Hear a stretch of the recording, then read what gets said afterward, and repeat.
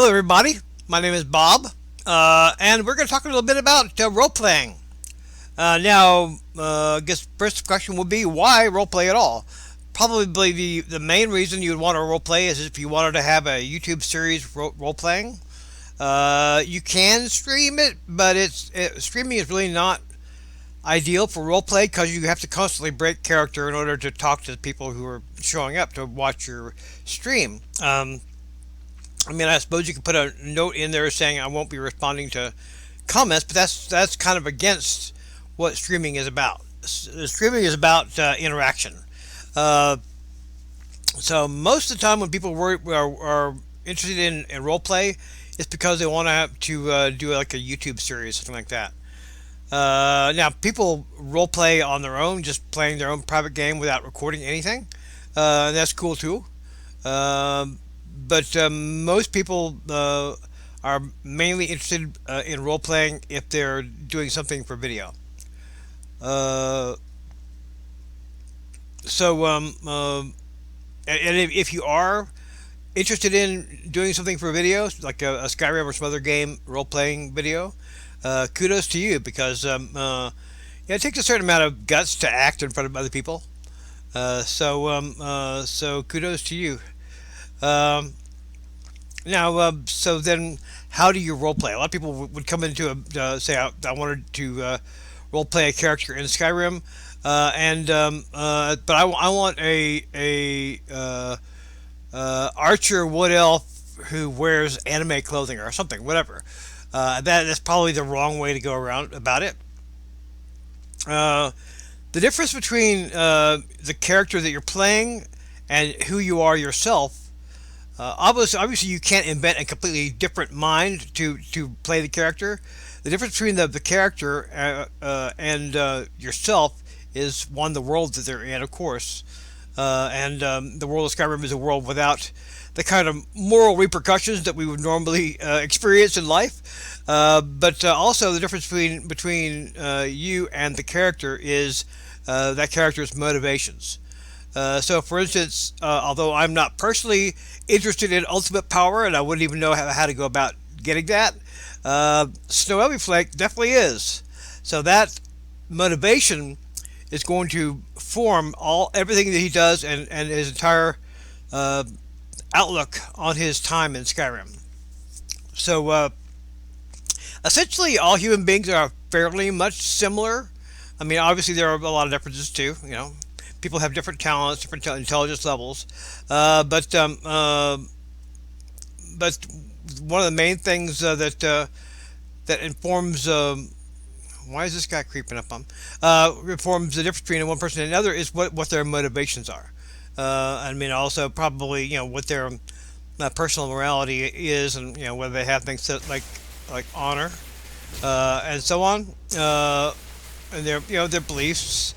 Okay, I'm gonna move away from you because you're annoying.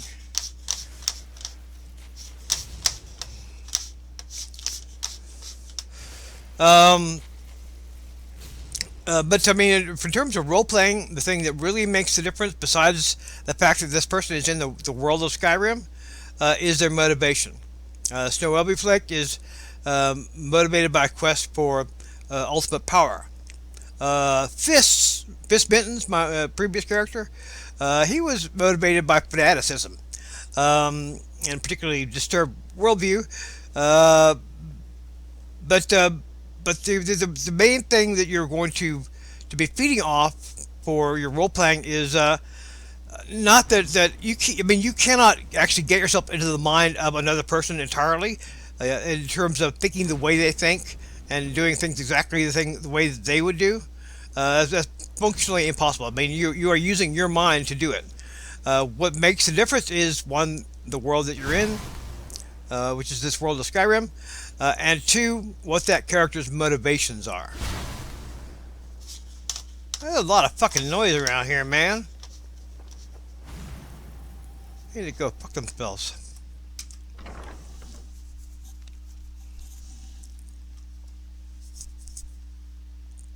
Light grabs. All right, it's a working college. People have to do shit. Let's Let's. No, we'll go up to the office. I'll tell you what.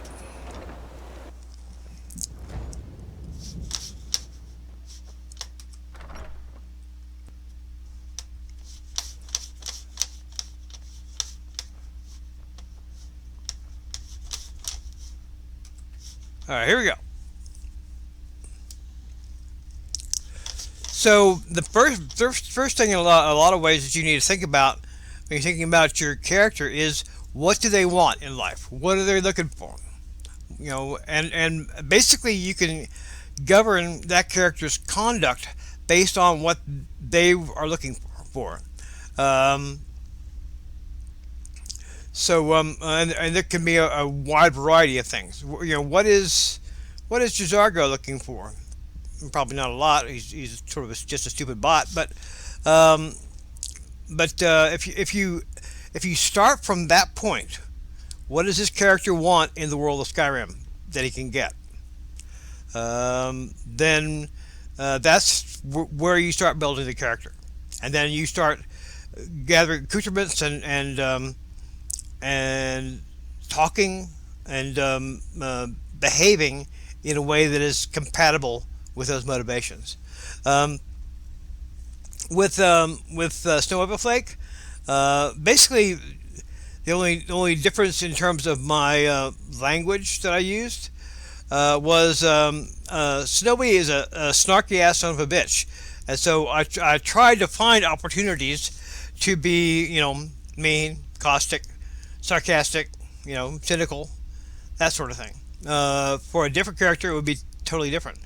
Um, Fist Mittens was pretty well obsessed with violence of a very hands-on way, and so his speech and conduct was informed by his love of violence and his fanaticism, and so on. And basically, you could do any kind of character you could possibly imagine based on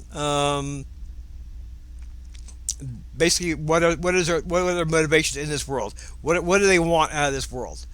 And then everything else flows from that. Um,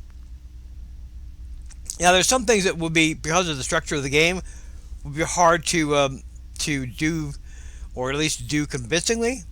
For instance, if you're uh, playing a love-struck teen who just wants to get married and settle down and have a family, those things are very easily obtained and not much of a challenge. So you have to figure out some way to make that a challenge.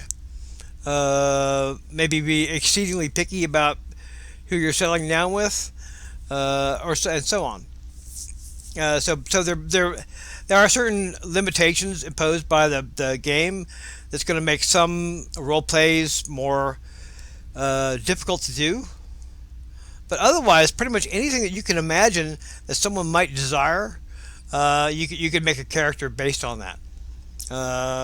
And that's sort of the spice that makes the world go round is literally go around is desire. What do they want? It's very very similar to real life. You want to know somebody, you ask what do they want, and that's what you do with the character, because the character is always going to be in a certain sense you. I mean, Story Flake is or at least a part of me, or at least a part of me is in him, which is while I'm not megalomaniacal, I can readily imagine being megalomaniacal. I can readily imagine being power mad, even though I'm not.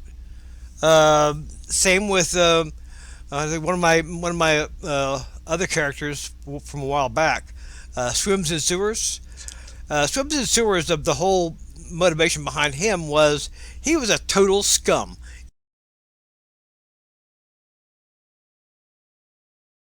He was a total murdering scum, and I mean rather in a also a how do I put this? His joy in murdering was not entirely of a violent nature. It was sometimes of a sexual nature.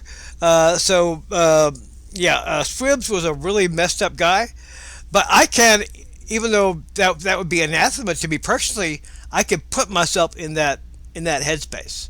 I could think about what it would be to be that person, and in fact, that's one of the things I wanted from Swims is to challenge myself and push myself outside of my usual envelopes of the sort of characters I do. And Swims was definitely that. He was definitely outside the envelope of what I normally do. Because normally when I'm just playing by myself, I just look to optimize everything. I wanted to become as powerful as quickly as possible. Uh, Swims was not like that. He was about being a little psycho lizard first and foremost, not about personal power. Like this guy, he's about personal power first and foremost. Swims was not. Swims was about being a psychopathic maniac first, last, and always. So uh, even though something can be anathema to you personally, you can still put yourself in that headspace. I can imagine what it would be like to want to be a psychopath, or to get pleasure from pain, the pain of others, even though that would be anathema to me personally. Um, and in fact, that's the kind of character that is going to really make you stretch yourself in role playing, is doing a character that is whose motivations are as unlike yours as possible. Yeah, Swims was a piece of work. Um, I guess that's pretty much it. Is you start with motivation. What do they want out of this world of Skyrim, and then build everything from that. And it's still, in a sense, it's still you talking. It's still your mind doing the character. So it's still going to be some aspect of you anyway. But what isn't like you is the motivation, and the world, of course, the world of Skyrim. Me, I am a human being. As much as time as I spend in Skyrim, I do not live in Skyrim. Uh, you start with the motivation, and everything builds from there, including things like what does he wear, what kind of clothing is he wearing. As you can see,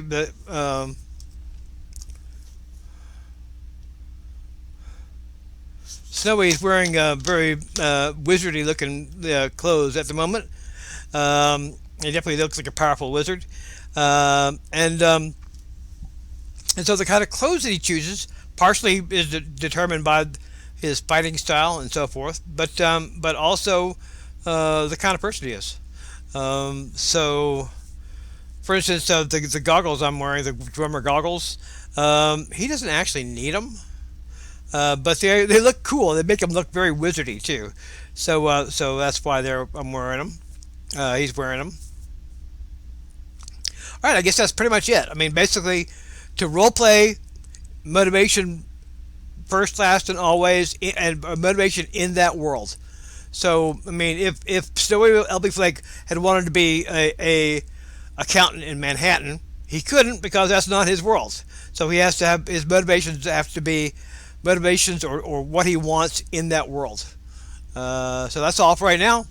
Until next time, hasta la vista. Adios.